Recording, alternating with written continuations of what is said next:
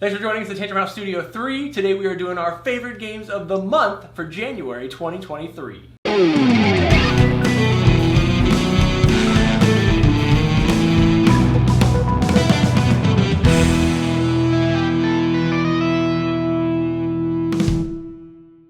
We want to do something new and exciting for 2023, so every month we will hopefully do a video like this where we talk about some of our favorite board games. So each of us have picked a game that we played in the month of January, in this case, and we're going to share why we like this as our favorite. Not just any game, a published game. Published game. Although there may be a few honorable mentions at the end.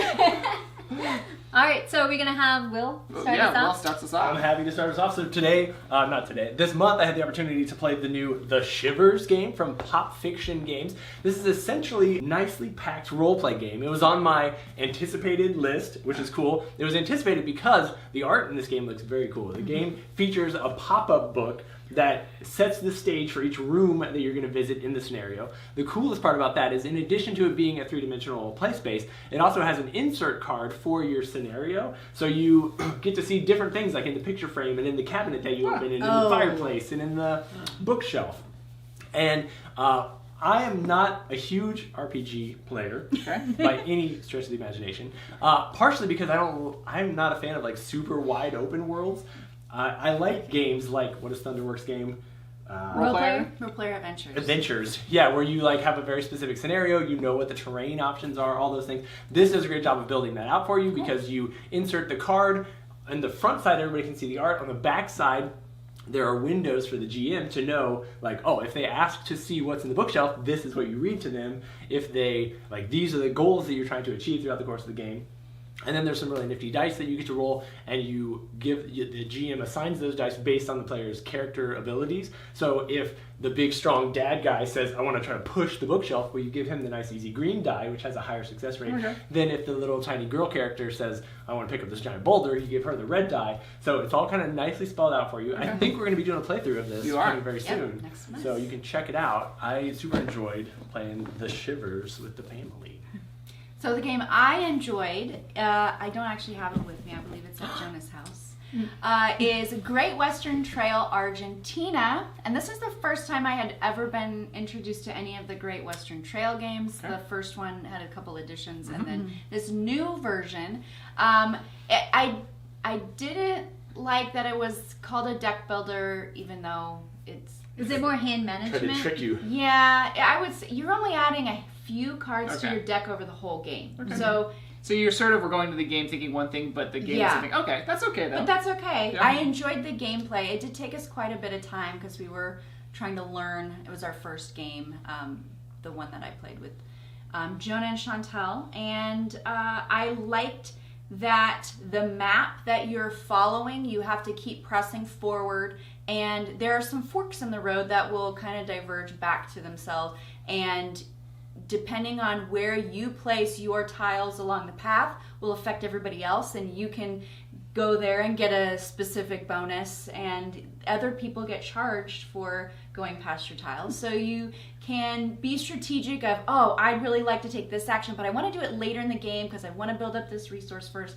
So there's lots of good decision making in that game, and it affects everybody else.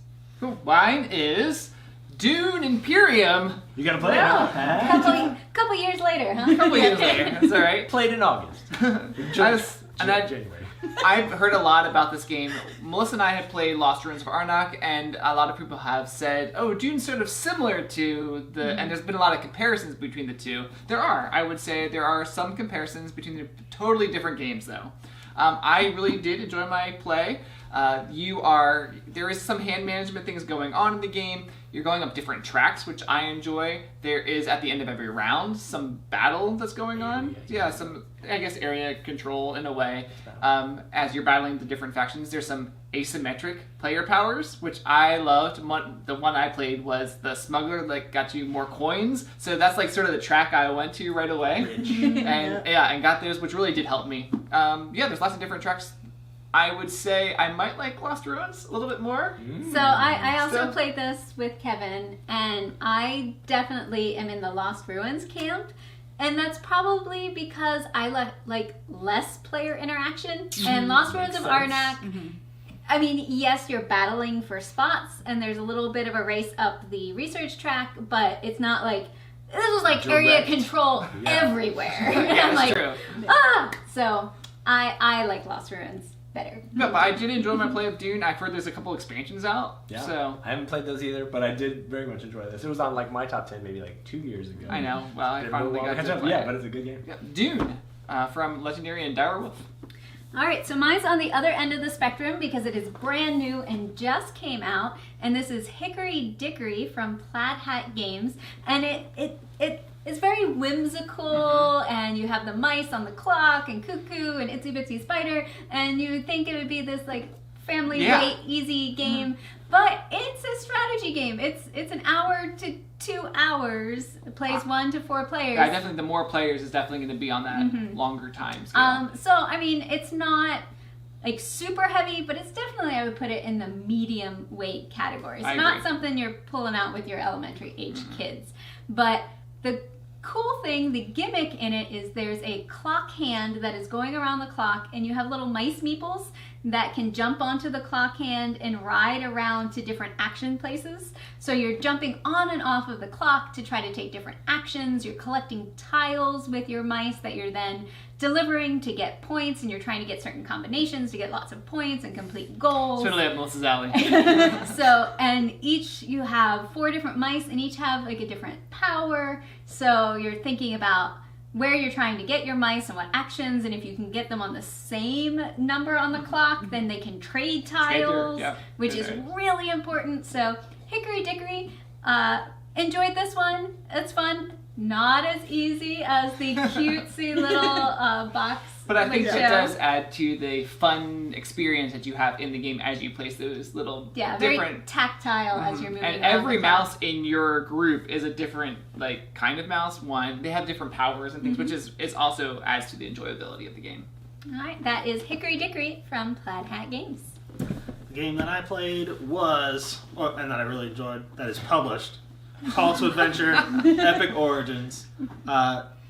You may have noticed that Call to Adventure, the original, was in one of my top 10 games of all time. So I got this one for Christmas from my daughter. By that, I mean I bought it for myself. And She knew just what you wanted. I know, Exactly. she's so good. She's off to a great start. And so this is a lot like the first Call to Adventure, but a little different because there's like a boss at the end of the game. And you have the same origin, motivation, destiny cards that kind of, they're variable player power type things. But there's an additional one, which is your heritage, and that's sort of like elf, dwarf, that sort of thing. So fantasy RPG is basically what this is trying to do. So instead of just collecting points from the tableau of cards that you've put together, you are also trying to beat this boss at the end. And if you don't beat the boss as a group, then nobody wins. So you got to focus on that. It is a little lower scoring, we feel, from instead of the regular game. The regular game, you score a little bit higher. But I like the heavier story focus that this one has, and it kind of has from the Name of the Wind and the Stormlight Archive. Those are also expansions that I've played. Cool. This kind of takes the things they learned from making those expansions and continues to streamline and tweak them a little bit. And I think this is the culmination of their efforts, and it was a lot of fun. So this is from Brotherwise Games. Check it out. So the game that I got to play was a game I've loved for a long time, but this was the first time I got to use my copy of the game. So I got to play Between Two Castles with 3 people that had never played it before. Right. And I have had it for years, but I normally play Kevin and Melissa's copy.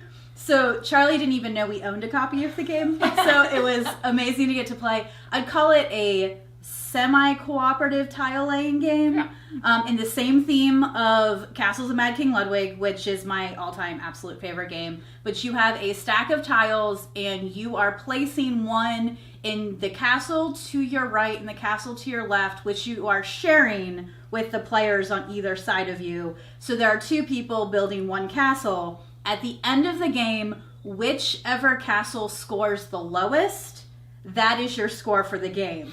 So you're trying to keep them even, but also trying to keep them really high scoring. But unlike when I played, one of my players that I was building a castle with decided that I was probably going to win, so completely tanked that game. That castle. So that I wouldn't win. And so she was like, yeah, I purposely made sure I gave you bad tiles, so in that one. And so, but that also made her lose the game because that castle was both of our lowest score. And it ended up making, so there is some of that component where you are relying on your players to try to build things together and cooperatively. You have the same fun names as Castles of Mad King Ludwig, but they're all the same tile shape. But you are, instead of having all the different fun shape. But that is between 2 castles. It definitely has replayability because my brother-in-law has like 4 games, and so this is his favorite, and we end up playing it like once a month at his house. Yep. And it's always a good time. So good.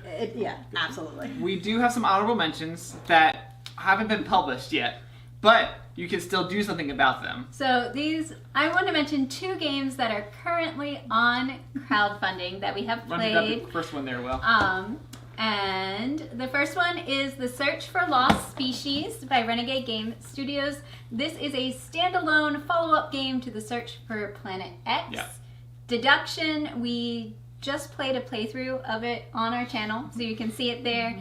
Lots of fun if you like logic, deduction, and it has kind of that approachable theme of searching for different animals. So really, really love this one. Check it out on Kickstarter. Speaking of Mad King Ludwig. Right? Speaking What of- happened? What? So, Blueprints of Mad King Ludwig is a new standalone game in the Castles of Mad King Ludwig universe. There's a Oh, universe? so it is Yeah, a universe in Absolutely. that Look at that. Kingdom? Maybe Kingdom. World. Yes. World. Happened to mention I like that. universe. Unrelated. This is a kind of a flip and write. You're drafting cards and you're actually drawing them onto your blueprint of the different rooms. We have an overview video and a playthrough. That we just did last night. So you can definitely check out both of those videos. But if you like Castles of Mad King Ludwig, definitely check. Yeah, this I one definitely give this one. It does not replace Castles of Mad King Ludwig. No, it's Absolutely a very not. different game. It's very different. But if you like that at all, definitely check it out. And Yeah. a great thing, I have no artistic talent whatever.